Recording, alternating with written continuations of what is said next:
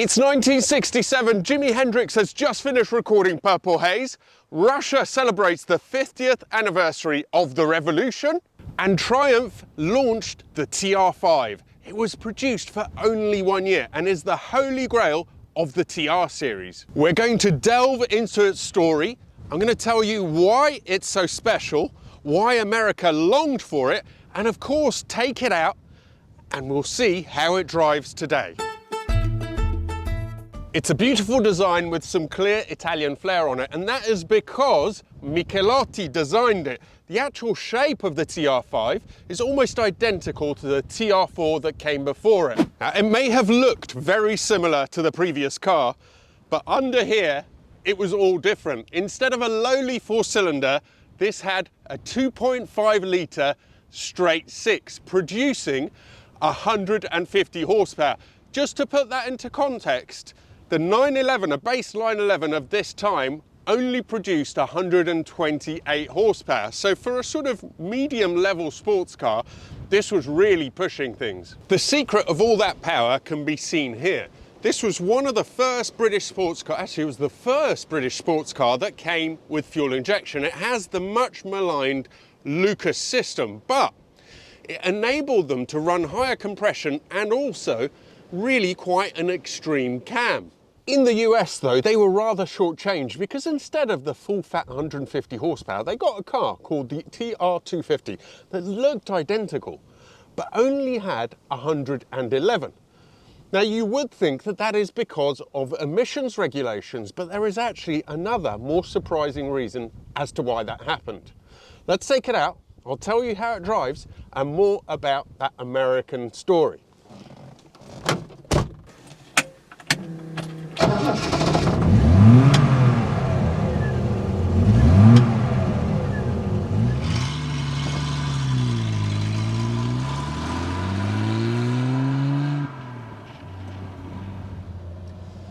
The fuel injection system on these does have quite a bad reputation, and in part it was deserved. The first few cars that came off the production line had an issue because the fuel pump was under the bonnet next to the engine. It would get too hot, start cavitating and cause fuel starvation. In the same way, apparently, the fuel pickup had a bit of an issue. So again, with the early cars, when you got down to about a quarter of the tank, if you were cornering hard, the engine would cut out, which would be quite unwelcome. Nowadays though, you can get them to work properly.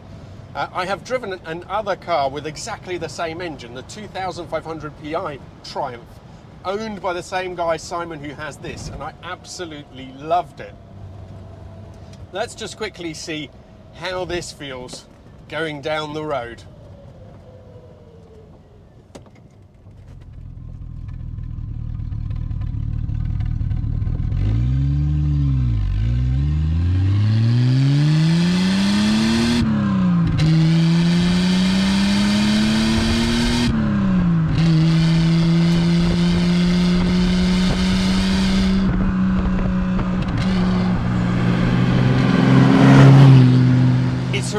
Really smooth engine, up to about, you can keep it at 4,000 revs, it doesn't really seem to mind it. This one has overdrive.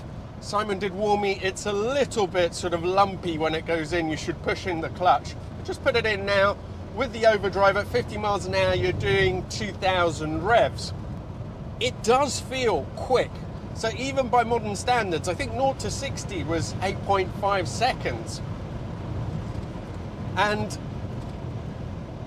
if we're talking about the power plant itself, it actually feels much more modern, I think, than you would be expecting from a car of this era. The one thing that slightly ages it for me is the gear change. It is really positive, but it's so stiff.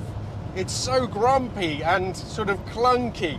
It's a very slow gear change. You can use it because it's not, I mean, it's not difficult. You know where the gears are, but oh my God, you don't want to try and rush that change. It's just not what it wants to do.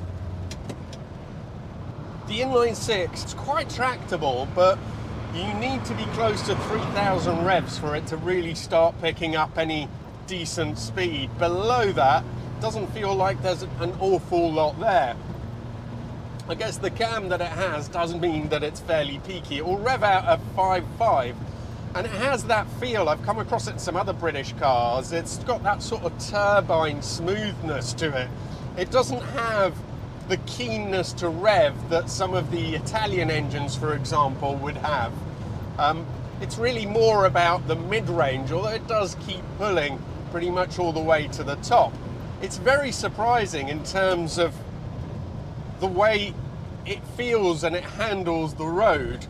It's got very sweet steering. It's quite slow, but it's just lovely, the amount of feel that is coming through. You can almost feel every pebble that you're going over. This wheel with the very thin rim here just gives you so much, it's just so tactile. And quite funny, Simon the owner told me this was considered a safety wheel because they covered it up. At the back there's the original sort of steel rods, and they've put this covering here of 1 centimetre of foam and rubber. Not that much safety if you ask me. Let's just take it through the gears again.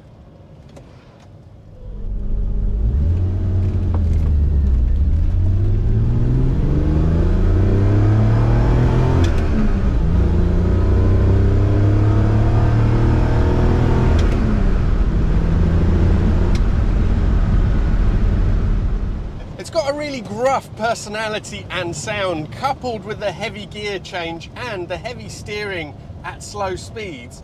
And you can see why this has the reputation as one of the old style hairy-chested British sports cars. But let me tell you that unlike a Healy 3000 that I drove, that admittedly wasn't an earlier car than this, but still, although I loved it, that felt like a much older car.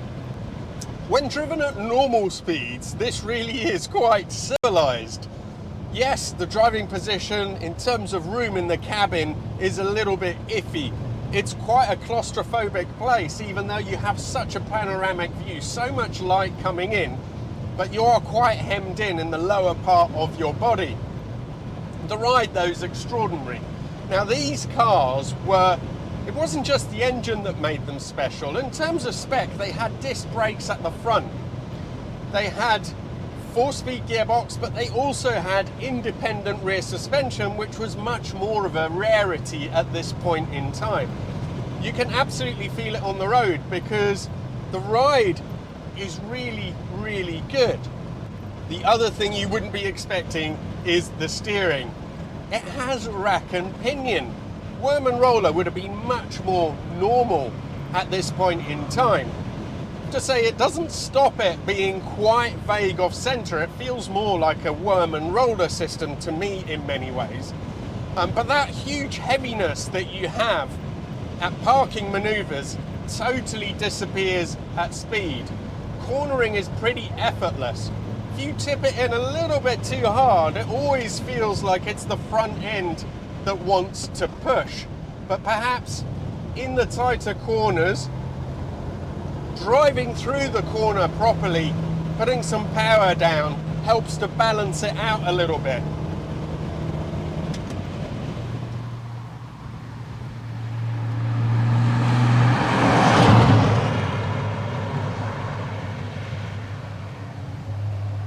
The looks really are something to behold as well. It's not just the overall shape which is so right, but that front end is one of those that makes you smile. It looks so much like a face.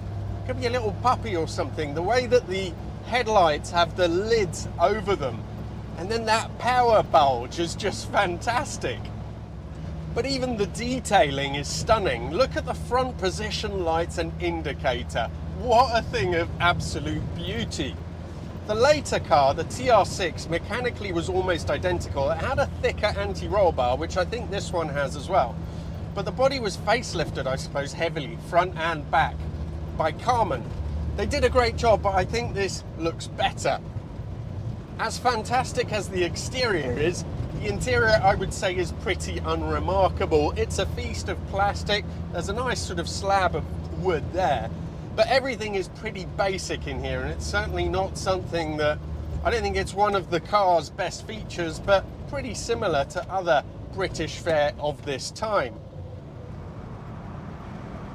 Now there is something else which is interesting about this car.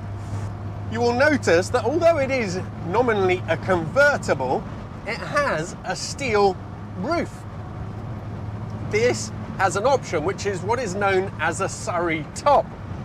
Now it is basically what later became known as a Targa top because of the 911, but this preceded the 911 Targa by 4 years. You have a solid rear section with a steel panel on top which you can pop on and off. If you want, you can take the whole thing off and revert back to convertible as well. Way ahead of its time. I mentioned earlier that the Americans only got 111 horsepower. Now it is true that at this time they were really beginning to hammer down the emission stuff. So there are many European cars and many American cars that were hobbled. But doing some research, I found that many people think that there was another reason altogether why they didn't get this version. At that point in time, America was, the market in America, it had changed. So after the war in the 50s and sort of early 60s, English cars, British cars, sorry, had a free reign in the US. MGs, the Triumphs, you know, they were selling in huge numbers. But the competition really started hotting up. There were cars coming in from Italy, but also crucially, Japanese cars were starting to come in. It meant that the market was much more competitive than it used to be and price sensitive. Now it seems that in the US, specific output was never something that was concentrated on as much. There were always quite big engines with low power outputs.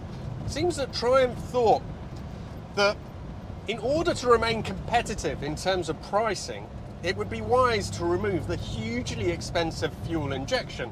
They put on 2 Stromberg carbs, and yes, the car put out less power, but overall it's still quite light, about 1,000 kilos, 111 horsepower. They thought was enough for that market, and price-wise, they'd be able to sell it cheaper. It's a similar story with the TR4. So the car that came before this, that looks very similar, the original one had a solid rear axle. There was then the TR4A, which had independent rear suspension, also IRS, it had a little badge at the back. When that first came out, there were some dealers in the States that insisted that that should be an option, so Triumph actually produced some cars without it.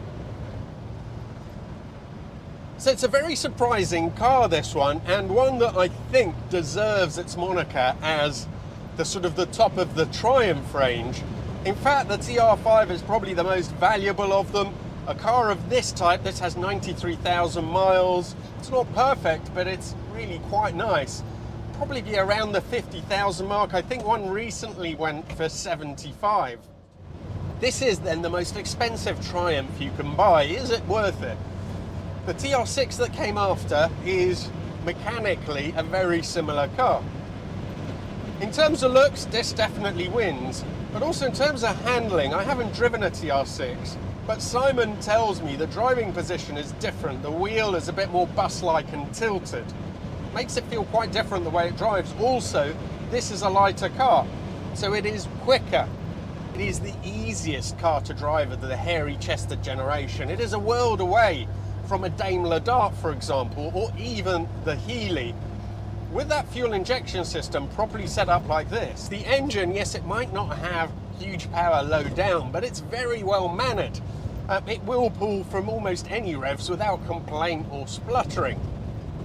The gear change is heavy and slow, but as long as you're deliberate, the gears are easy to find, and the steering, once you pick up speed, feels great.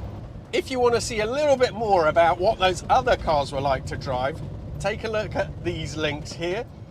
Thank you so much to Simon for bringing this down today. It's been really fantastic to get to grips with one of these cars. Really look forward to seeing you for the next video.